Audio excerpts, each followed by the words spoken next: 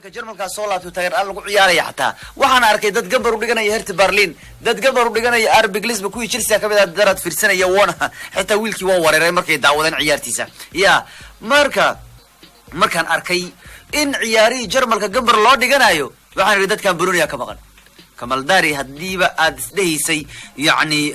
ma soo laabanayo ugu dambeyntii Kamal Dari waa soo laabtay kana magaalka isaga jiro kana waa sii soconaya calay xal todobaadkan waa todobaad muhiim u ah ciyaaraha kubadda cagta ayaa la ciyaarayo waxa soo laabanaya tartamada culus ee Yurub ee dadku Soomaalidu ay aad ka u taageeraan haddaba ciyaaraha todobaadkan la filayo wuxuu noqon doonaa koob waxa todobaadkan dib u furmaya ciyaaraha La Liga oo sanadkan aad ogtiin in tartan adag u dhaxeeyo kooxaha kubadda cagta Barcelona iyo Real Madrid iyagoo ku tartami doona 12 ciyaarood labada kooxoodna ay heleen ciyaartoygoodii waaweynaa sidoo kale todobaadkan waxaa dib u furmaya ciyaaraha Coppa Italia Talyaaniga Ronaldo iyo asxaabtiisii baa isu soo laabanaya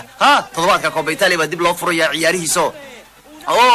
waxa la ciyaaraya semi-final AC Milan iyo Juventus si la mid ah waxa ay ciyaari doona kooxaha Inter Milan iyo Napoli sidoo kale Jarmalkana waa la ciyaaraya marka guud ahaan ciyaaraha Yurub oo dhan way soo laabanayaan isbuuca dambe maxaad filaysaa Premier League ku furmaya iyo Serie A ku furmaya kubadda cagtu way soo laabatay